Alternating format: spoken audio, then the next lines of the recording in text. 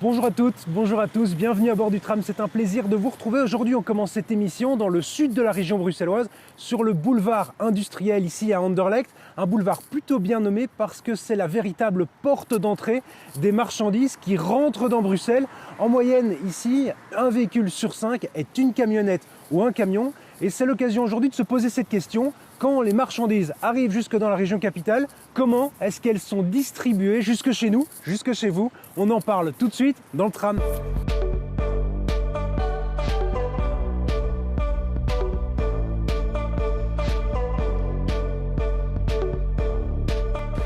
Mathieu Strahl, bonsoir. Vous êtes géographe et chercheur à l'ULB. Vous avez travaillé sur la question des livraisons urbaines. Commençons par le début. À Bruxelles, les flux de marchandises sont entrants ou sortants? Bonsoir. Alors, à Bruxelles, il y a un déséquilibre avec beaucoup plus de flux entrants que de flux sortants. Et c'est la conséquence logique d'une ville où on a essentiellement de la consommation de marchandises, que ce soit par les habitants qui font des achats, que ce soit pour les emplois, que ce soit pour les chantiers. Et par contre, une production qui, elle, est beaucoup plus faible. C'est le cas de toutes les grandes villes, en fait. C'est le cas de toutes les grandes villes désindustrialisées, oui. Ouais.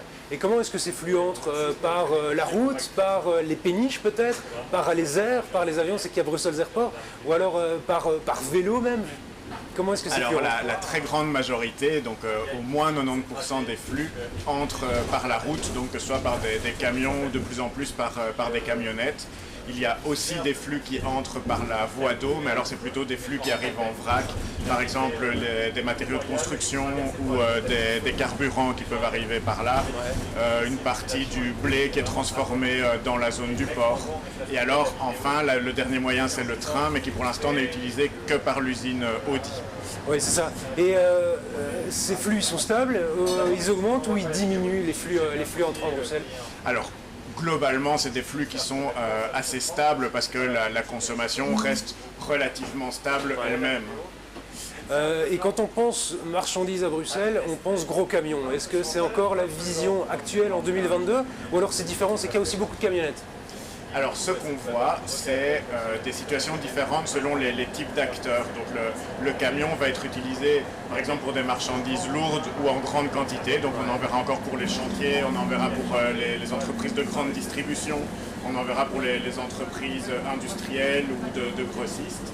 Mais ce qu'on voit de plus en plus, c'est le développement des camionnettes. Ouais, c'est ça. Et alors ça, c'est lié au développement du commerce en ligne, aux livraisons en direct de colis, etc. Et alors c'est aussi le mode qui est privilégié par les plus petits acteurs, que ce soit des entrepreneurs, des petits commerçants, etc. Et en termes de pollution de l'air, justement, on se dit qu'ici il y a moins de camions, il y a moins de pollution ou pas? Alors ça dépend fort de ce qui est transporté. Par exemple, si on transporte la même quantité de marchandises dans des camionnettes plutôt que dans un camion, en fait on augmente la pollution parce qu'on a plus de véhicules pour transporter la même quantité de marchandises, plus de moteurs, plus de congestion, plus de consommation de carburant. Est-ce que c'est possible d'imaginer qu'à l'avenir, il n'y aura plus que des vélos cargo, par exemple? On sait que c'est un moyen de transport en plein boom. Est-ce que c'est possible? Alors, le vélo cargo, c'est un mode qui est intéressant pour un certain type de livraison. Donc, par exemple, des livraisons de colis, des livraisons de marchandises en petite quantité. Pour l'instant, économiquement, il n'y a pas encore, dans le système économique actuel, il n'y a pas encore d'alternative au flux de camions pour ce qui est des transports en plus grande quantité. C'est ça. Donc, pour la livraison d'acteurs industriels, de supermarchés, etc., le camion reste le mode dominant parce que économiquement le plus adapté au flux actuel. Donc ils sont amenés à cohabiter en fait.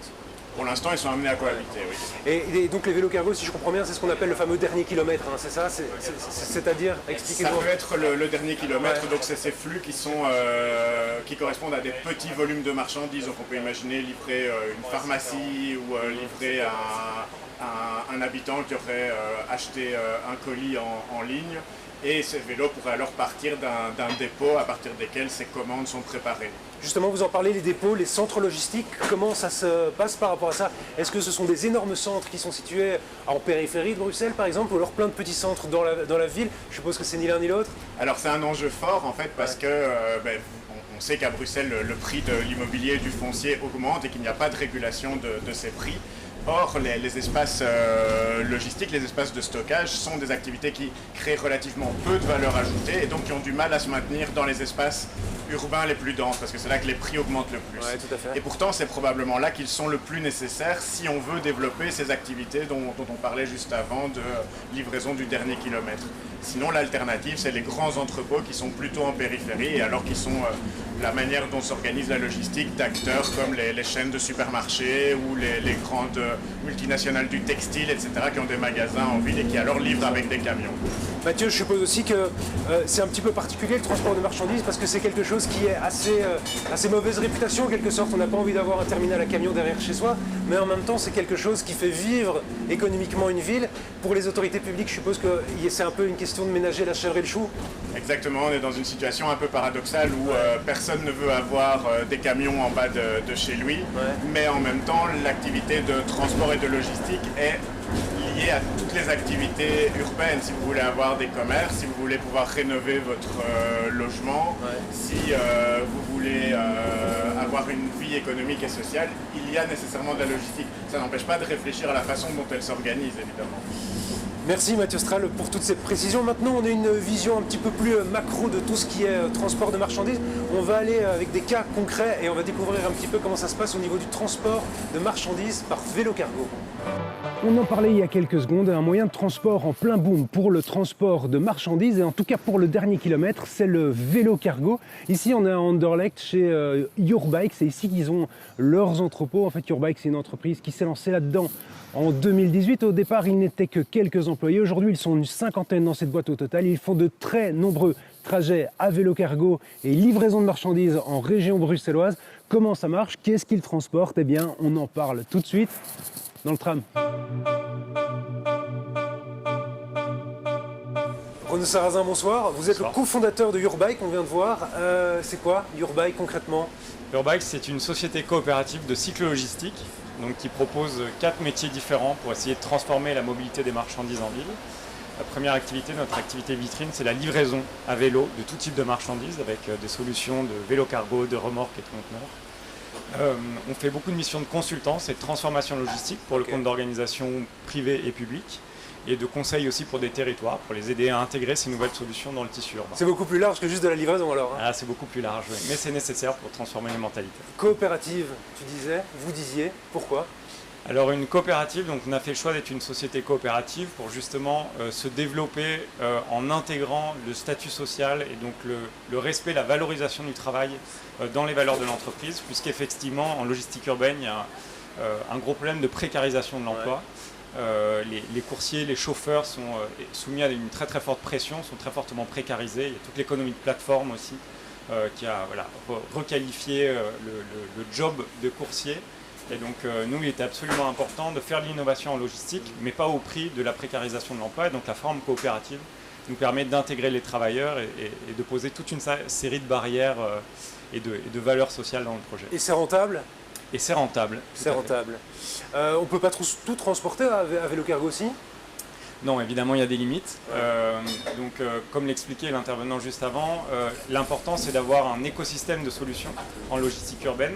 Ça n'a absolument aucun sens d'essayer d'exploser un semi-remorque ou un camion très bien consolidé sur plusieurs vélos cargo. L'essentiel, c'est d'utiliser le véhicule là où il va être le plus performant.